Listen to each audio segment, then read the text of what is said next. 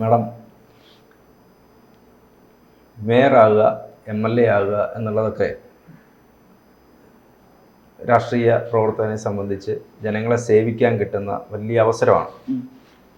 ഒരു മേയറും MLA ആയിക്കഴിഞ്ഞാൽ, മേയറും MLAയും ചേർന്നാൽ എന്ത് തെമ്മാടിത്തരവും ചെയ്യാം എന്നുള്ളൊരു ധാരണ രൂപപ്പെട്ടു വരുന്നുണ്ടോ? KSRTC ഡ്രൈവറെ തെരുവ് പറയാം, അയാൾക്കെതിരെ നടപടിക്ക് പോകാം, കേസിന് പോകാം, യാത്രക്കാരെ ഇറക്കി വിടാം, ഈ ബസ്സിന് പോകില്ല എന്ന് യാത്രക്കാരോട് പറഞ്ഞിട്ട് അവരെ ഇറക്കി വിടുകയാണ്. ഇങ്ങനെയൊക്കെ ചെയ്യുന്നത് എന്തുകൊണ്ടായിരിക്കും? ഇത് കേരളത്തിൽ മാത്രമേ നടക്കുള്ളൂ, വേറെ ഒരിടത്തും നടക്കില്ല. ഈ വിധ ശുദ്ധ പോക്രിത്തരങ്ങൾ ഇത് കേരളത്തിൻ്റെ ഭരണകൂടത്തിൽ നിന്ന് മാത്രമേ കൂടൂ. നമ്മൾ അയൽ സംസ്ഥാനങ്ങളിൽ പോയി നോക്കാം, അവിടെ ഇങ്ങനെ ഒരു മേയർ ബിഹേവ് ചെയ്യൂ, ഒരു MLA ഇങ്ങനെ ധാർഷ്ട്യം കാണിക്കുമോ? ഒരിക്കലുമില്ല. കാരണം അവരുടെ ജനങ്ങളെ സേവിക്കുന്നവരാണ്. അടുത്ത ഇലക്ഷൻ വരുമ്പോൾ ജനങ്ങൾ ചോദിക്കും, ജനങ്ങളൊന്നും മറക്കൂല. ജനങ്ങൾ പൊട്ടരാണ്, മണ്ടരാണ് എന്നൊക്കെ പറയുന്നത് പണ്ടൊക്കെ അത് വില പോകുമായിരുന്നു. ഇപ്പോഴങ്ങനെയല്ല. ജനം മാറി, ജനമനസ്സുകൾ മാറി. ജനങ്ങൾക്ക് പ്രതികരിക്കാനായിട്ട് സമൂഹ മാധ്യമങ്ങളുണ്ട്. യദു എന്നാണ് ഈ KSRTC ഡ്രൈവറുടെ പേര്. താൽക്കാലിക ജീവനക്കാരനാണ്. അതെ. നമ്മൾ ഈ ചർച്ച നടന്നുകൊണ്ടിരിക്കുന്ന സമയത്ത് അദ്ദേഹത്തെ ജോലിയിൽ നിന്ന് മാറ്റി നിർത്തിയിട്ടുണ്ട് എന്നുള്ള വിവരമാണ് നമുക്ക് കിട്ടുന്നത്. യദു അതിനെക്കുറിച്ച് ചില കാര്യങ്ങളൊക്കെ പറയുന്നുണ്ട്. യദു പറയുന്നത് അദ്ദേഹം തെറ്റൊന്നും ചെയ്തിട്ടില്ല, അദ്ദേഹത്തോട് കയർത്തതും ഒക്കെ മേയറും MLA ആയ ഭർത്താവുമാണ്. യഥാർത്ഥത്തിൽ പോലീസിൻ്റെ ഒരു നിലപാടുണ്ട്. പോലീസ് യദുവിനെതിരെ ഇപ്പം നമ്മൾ മേയറുടെ വാർത്താ സമ്മേളനം നടന്നു കഴിഞ്ഞു, മേയറുടെ മൊഴി എടുക്കുന്നുണ്ട്. പോലീസിൻ്റെ നിലപാട് ഇക്കാര്യത്തിൽ എങ്ങനെയാണെന്നുള്ളതാണ് മാഡത്തിൻ്റെ അഭിപ്രായം? അല്ല, ഞാൻ എൻ്റെ ഇടയ്ക്കൊന്ന് പറഞ്ഞോട്ടെ. ഈ മേയറിൻ്റെ ഔദ്യോഗിക വാഹനത്തിലല്ല യാത്ര ചെയ്ത. അപ്പം റോഡിൽ കൂടെ പോണവർക്ക് പോലും അറിഞ്ഞുകൂടാ അതിനകത്ത് മേയറാണ് പോണമെന്ന്. ഞാൻ ആരാണെന്ന് അറിയാമോ എന്ന് ചോദിച്ചിട്ടാണ്. അതെ, അതിൽ തന്നെയാണ് വരുന്നത്. ഞാൻ ആരാണെന്ന് അറിയാം. ഇപ്പം നമ്മളുടെ DGP സിവിൽ ഡ്രസ്സിൽ നമ്മളൊരു ഹോട്ടലിൽ വെച്ച് കാണുന്നു. നമുക്ക് അദ്ദേഹത്തിനെ കണ്ട് മുഖപരിചയമുണ്ട്. ആരും നമുക്ക് പെട്ടെന്ന് പറയാൻ ഒക്കത്തില്ല. ഇല്ല. അപ്പം അതേ കണക്കാണ് ഈ ഡ്രൈവർ എന്ന് പറഞ്ഞാൽ അദ്ദേഹം എപ്പോഴും ഈ ഓട്ടത്തിലാണ്. വീട്ടിൽ അദ്ദേഹത്തിൻ്റെ കുഞ്ഞുണ്ട്, അമ്മയുണ്ട്, വയസ്സായ അമ്മയുണ്ട്. ഇവർ രണ്ടുപേരുമായിട്ട് സമയം പോലും ചിലവഴിക്കാനില്ലാത്ത ഒരു വ്യക്തിയാണ് ബസ് ഡ്രൈവർമാർ പൊതുവേ. അപ്പം അങ്ങനെയുള്ള ഇതിൽ ഇവരുടെ ഈ ധാർഷ്ട്യം അതൊരിക്കലും സ്വീകാര്യമല്ല, അവർക്കത് ഭൂഷണവുമല്ല. ഒരു സ്ത്രീ എന്ന നിലയ്ക്ക് ഞാൻ പറയാം. ഇപ്പം ഞാനായിരുന്നെങ്കിൽ എന്ത് ചെയ്യുമായിരുന്നു? നേരെ പോലീസ് സ്റ്റേഷനിൽ വിളിച്ച് പറയുമായിരുന്നു. കാരണം മേയറാണ്. മേയർ എന്തിനാണ് ഈ നാടകങ്ങളെല്ലാം കാണിക്കുന്നത്? വണ്ടി തടഞ്ഞിരുന്നത് അവർക്ക് ഉടനെ പോലീസ് സ്റ്റേഷനിൽ വിളിച്ച് പറഞ്ഞാൽ പോരെ, ഞാൻ മേയറാണ്, എൻ്റെ മുന്നിൽ ഇന്നൊരു വണ്ടിയുണ്ട്, KSRTC ബസ്, അതെന്നാ ഇത് അപായപ്പെടുത്താനുള്ള രീതിയിൽ ഓടുന്നു. അല്ല, എന്താണ് ആ ബസ്സിൽ നിന്നുള്ള ഇത് പ്രൊവൊക്കേഷൻ? അതവർക്ക് പോലീസ് എല്ലാ മുക്കിലും മൂലയിലും ഉണ്ട്. എല്ലാ മുക്കിലും മൂലയിലും പോലീസിൻ്റെ പെട്രോളിങ് ഇത് കിടപ്പുണ്ട്. അവർക്ക് ഉടനെ ഒന്ന് ഇന്റർസെപ്റ്റ് ചെയ്യാം, അവർക്ക് കാര്യങ്ങൾ നോക്കാം. ആംഗ്യം കാണിച്ചു എന്നുള്ളതാണ് പരാതി. ആ പരാതി വരുമ്പോൾ മേയർ ഈ പറഞ്ഞതുപോലെ പോലീസ് കംപ്ലൈൻറ്റ് ചെയ്യുക എന്നുള്ളതാണ് അതിൻ്റെ നിയമപരമായ നടപടി. അത് ചെയ്യാതെ ഗുണ്ടകളെ പോലെ നടു റോഡിൽ ബസ് തടഞ്ഞു നിർത്തി ഭർത്താവായ MLA ആദ്യം ചാടി ഇറങ്ങുന്നു. ആദ്യം 3 ആണുങ്ങളാണ് ഇറങ്ങിയെന്നാണ്. അതെ. അപ്പോൾ ഇത് MLA ആണെന്നോ മേയറാണെന്നോ ആ ഡ്രൈവർക്ക് അറിയില്ല. അപ്പോൾ അവർ തമ്മിൽ സ്വാഭാവികമായി അങ്ങോട്ടും ഇങ്ങോട്ടും സംസാരിച്ചിട്ടുണ്ടാവാം. അപ്പോൾ എന്തു തന്നെ ആയാലും ഈ ഉത്തരവാദിത്തപ്പെട്ട സ്ഥാനത്തിരിക്കുന്ന രണ്ടു പേരിൽ നിന്ന് സമൂഹം പ്രതീക്ഷിച്ച ഒരു നടപടിയാണോ ഉണ്ടായത്? അല്ല, ഒട്ടുമല്ല.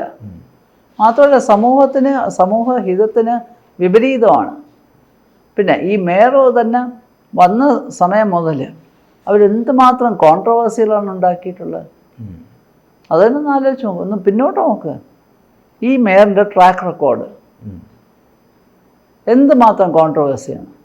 അവിടെ ടാക്സ് അടച്ച രൂപ കാണുന്നില്ല, എത്രയോ ലക്ഷം, എനിക്ക് തോന്നുന്നു 1 കോടി അടുപ്പിച്ച് രൂപ കാണുന്നില്ല. രൂപ എങ്ങോട്ട് പോയി? പിന്നെ മേയർ അറിയാതെ രൂപ എങ്ങോട്ടെങ്കിലും പോകും. അതുപോലെ തന്നെ മറ്റേ അപ്പോയിൻമെൻറ്റിൻ്റെ എഴുത്ത്, അതിൽ ആനാവൂർ നാഗപ്പനെ ബലിയാടാക്കി. എല്ലാം ഈ ഒരു റബ്ബർ സ്റ്റാമ്പ് മേയറിന് വേണ്ടിയാണ്. അല്ലാതെ ആനാവൂർ നാഗപ്പന്റെ നിർദ്ദേശപ്രകാരമുള്ള ഒരു കത്തല്ലേ അത്? ഡെപ്യൂട്ടി മേയറെയാണെന്ന് തോന്നുന്നു. ഡെപ്യൂട്ടി മേയറിനെ ബലിയാടാക്കി.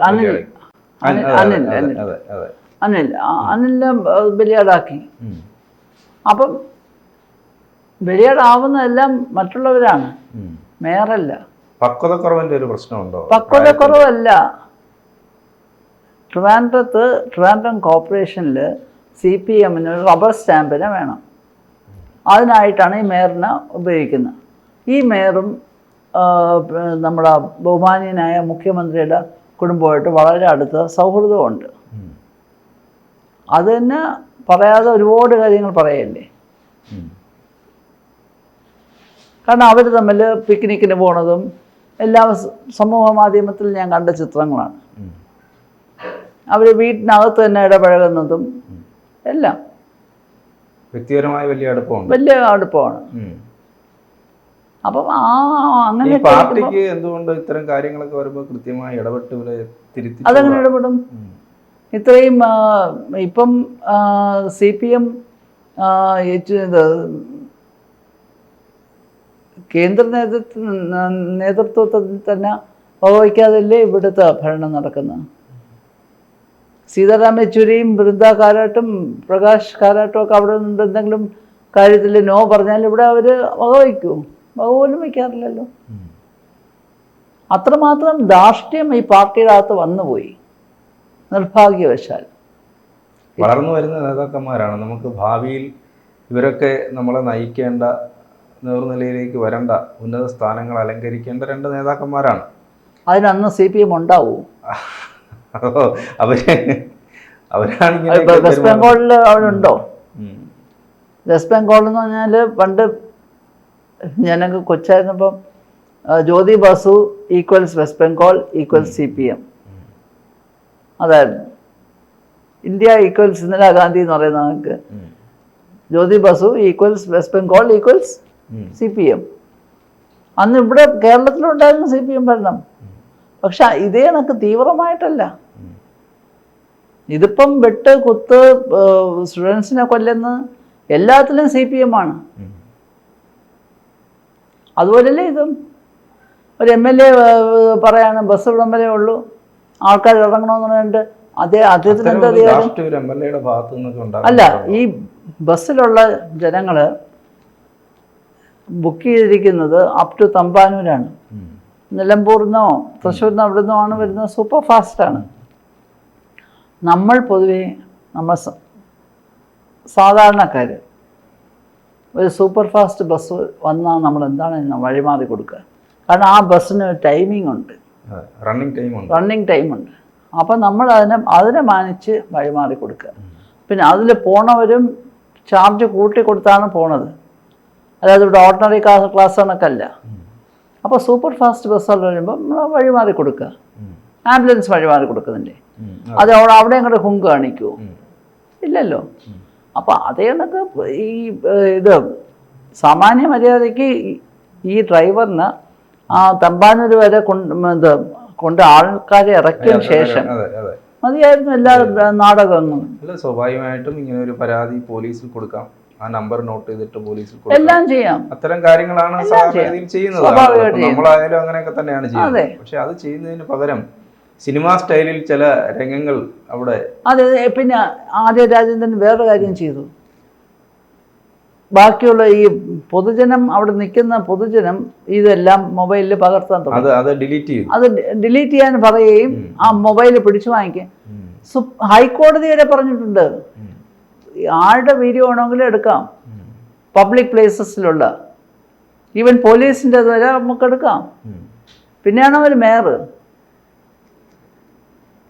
മേയർ ഒന്നും ഔദ്യോഗിക വാഹനത്തിലല്ല വന്നത്. അല്ല, അതുകൊണ്ട് അയാൾക്ക് തിരിച്ചറിയാൻ പറ്റാതെ ഇപ്പൊ അന്ന് തന്നെ ഏതോ മന്ത്രിയുടെ വണ്ടി ആര് തട്ടിയ എന്നൊക്കെ പറഞ്ഞുകൊണ്ട് വാർത്തകൾ വന്നു. അതിന്റെ റോ വിഷ്വൽസ് എവിടെ നിന്നാണ് കിട്ടിയ? സാധാരണക്കാരെടുത്തു. നമ്മളിപ്പോൾ നമുക്ക് കിട്ടുന്ന വിവരം അനുസരിച്ച് അദ്ദേഹത്തിന് ജോലിക്ക് കയറണ്ടെന്ന് പറഞ്ഞു. ഈ ഡ്രൈവർക്കെതിരെ നടപടി ഉണ്ടാകും എന്നുള്ളതാണ്. പക്ഷേ ഗണേഷ് കുമാർ ആദ്യം പറഞ്ഞത് ഇന്നിപ്പോൾ റിപ്പോർട്ട് കൊടുക്കുന്നുണ്ട്. KSRTC MD ഇന്ന് റിപ്പോർട്ട് കൊടുക്കും. ഗണേഷ് കുമാർ പക്ഷേ അതിനൊരു അദ്ദേഹം ഡ്രൈവർക്ക് അനുകൂലമായ ഒരു നിലപാടെന്നോ സ്റ്റാൻഡെന്നോ പറയാവുന്ന തരത്തിലൊക്കെ എടുത്തിട്ടുണ്ടായിരുന്നു എന്നാണ് നമുക്ക് ആദ്യം ചില വാർത്തകൾ വന്നത്. ഉടൻ നടപടി ഇല്ല. യാത്രക്കാരെ വിളിച്ചിട്ട് എന്താണ് സംഭവിച്ചതെന്നൊക്കെ ചോദിച്ചിട്ട് അതൊരു ബാലൻസ്ഡ് ജനാധിപത്യത്തിൽ അതാണ് വേണ്ടത്. മന്ത്രി ഈ കാര്യത്തിൽ എങ്ങനെയായിരിക്കും അദ്ദേഹത്തിന്റെ ഒരു സ്റ്റാൻഡ്? അല്ല, അദ്ദേഹത്തിന്റെ സ്റ്റാൻഡ് ഇപ്പം നമ്മൾ അറിഞ്ഞല്ലോ. ഡ്രൈവറിനെ മാറ്റി നിർത്തിയിരിക്കുകയാണ്. താമസിയാതെ ചിലപ്പോൾ അദ്ദേഹത്തിനെതിരെ കേസെടുക്കാം. അദ്ദേഹം ഡെയിലി വേജസ് ആണ്. സംസാരിക്കാനൊന്നും ആരുമില്ല. ആരുമില്ല. സാധാരണക്കാരുടെ നെഞ്ചത്തോട്ട് കയറിയാൽ അവർക്ക് വേണ്ടി സംസാരിക്കാൻ ആരുമില്ല. മാധ്യമങ്ങൾ മാത്രമേ ഉള്ളൂ. അതായത് MLAയും മേയറും ഒക്കെ ആയിക്കഴിഞ്ഞാൽ നമ്മൾ സാധാരണഗതിയിൽ ചോദിക്കുന്ന പോലെ അവർക്ക് കൊമ്പുണ്ടോ എന്ന് നമുക്ക് ചോദിക്കാം. അവർക്ക് തനിയെ കൊമ്പ് മുളച്ചു വരും. അപ്പൊ അങ്ങനെ കൊമ്പ് മുളയ്ക്കാത്ത നേതാക്കന്മാര് നമുക്കുണ്ടാകട്ടെ. നേതാക്കന്മാർ നമുക്കുണ്ടല്ലോ. CPM തന്നെ ഉണ്ട്. VK പ്രശാന്ത് ഉണ്ട്. അവരെയൊക്കെ കണ്ട് പഠിക്കണ്ടേ? അവരെ കണ്ടുപഠിക്കണം. അവരെയൊക്കെ മാതൃകയാക്കണം. നിങ്ങൾ ഇവരെയൊക്കെ നോക്കി പഠിക്കൂ. പറയണ്ടേ? ആര് പറയും? ആരും പറയില്ല. അതാണ് കുഴപ്പം. VK പ്രശാന്ത് ഉണ്ടായിരുന്നപ്പം ട്രിവാൻഡ്രം കോർപ്പറേഷന് എന്ത് മനോഹരമായിട്ടാണ് പോയിക്കൊണ്ടിരുന്നത്. അപ്പോഴാണ് അദ്ദേഹത്തിന് MLA ആക്കുന്നത്. വൻഭൂരിപക്ഷത്തോടാണ് ജയിച്ചത്. ഇപ്പോൾ ധാർഷ്ട്യവും അഹങ്കാരവും ഇല്ലാത്ത നേതാക്കന്മാർ നേതാക്കന്മാരാണ് നമുക്ക് ആവശ്യം. അവർ ജനമനസ്സുകൾ ഇടം നേടും. തീർച്ചയായും ഈ മേയറുടെ ഭാഗത്ത് നിന്ന്, അദ്ദേഹത്തിൻ്റെ MLAയുടെ ഭാഗത്ത് നിന്ന്, ഭർത്താവാണല്ലോ, ഇവർ രണ്ടുപേരുടെയും ഭാഗത്തു നിന്നുണ്ടായ ധാർഷ്ട്യം, അഹങ്കാരം, ജനത്തിൻ്റെ പുറത്ത് കുതിര കയറണം എന്നുള്ളൊരു മനോഗതിയോടുകൂടി നമ്മൾ സഞ്ചരിക്കുകയാണ്. അപ്പോൾ അത്തരം സഞ്ചാരങ്ങൾ നിർത്താൻ സാധിക്കട്ടെ എന്ന് നമുക്ക് ആശിക്കാം. ഇത്രയും നേരം മാഡം ഈ വിഷയത്തിൽ സംസാരിച്ചതിന് വലിയ സന്തോഷം. നന്ദി.